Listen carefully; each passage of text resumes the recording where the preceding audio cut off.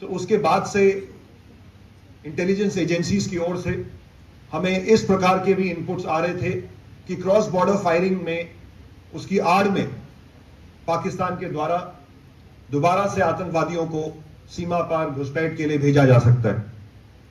और ऐसे में सीमा की चौकसी बेहद जरूरी हो गई थी।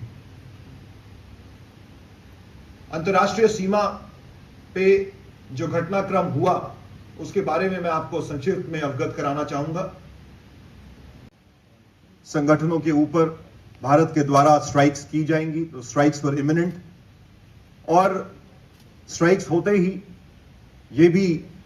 इस बात की भी आशंका थी कि पाकिस्तान के द्वारा रिटेलिएशन भी करा जाएगा। इस जम्मू के संवेदनशील क्षेत्र में, जिसमें बीएसएफ की डिप्लॉयमेंट पुंछ में भी है, राजौरी में भी है, लाइन ऑफ कंट्रोल में हम भारतीय सेना के साथ कंधे से कंधा मिला के सीमा की रक्षा वहां पे भी कर रहे हैं, और उसके साथ साथ जम्मू, कठुआ, सांबा के भी क्षेत्र में हम अंतर्राष्ट्रीय सीमा पे प्रथम पंक्ति के तौर पे बैठे हुए हैं। तो ऐसे परिस्थिति में हमने तैयारी शुरू कर दी कि अगर पाकिस्तान की तरफ से अनप्रोवोक्ड फायरिंग की जाती है बॉर्डर के ऊपर,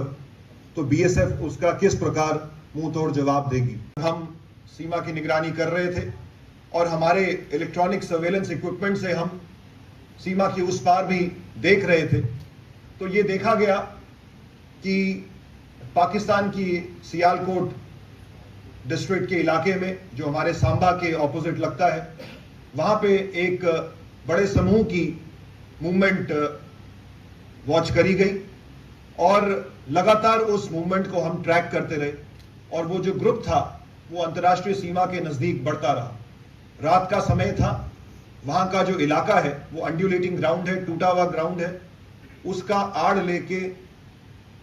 ऐसा ये प्रतीत हो रहा था कि दुश्मन की ओर से घुसपैठ की कोशिश की जा सकती थी। बीएसएफ ने ये फैसला लिया कि जब तक ये समूह हमारी निगरानी में है,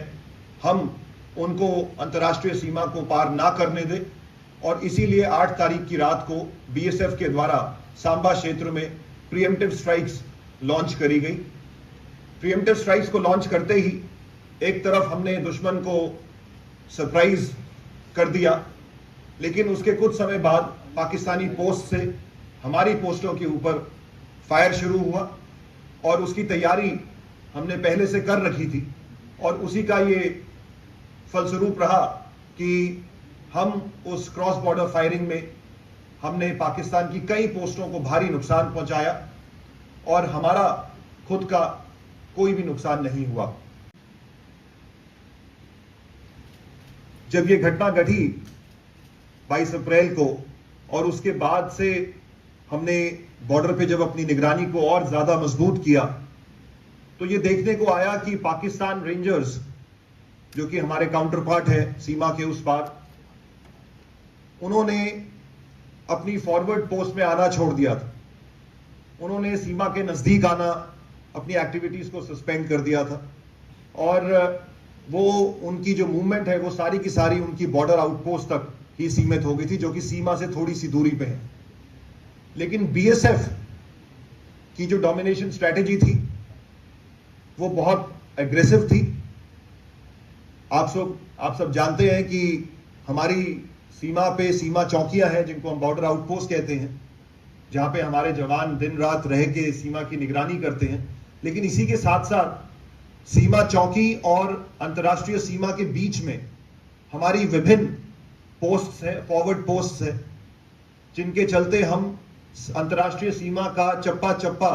पे निगरानी रखते हैं। पीछे चले गए थे, लेकिन बॉर्डर सिक्योरिटी फोर्स के सभी बहादुर जवान, उसमें महिलाएं भी शामिल थी, पुरुष भी शामिल थे,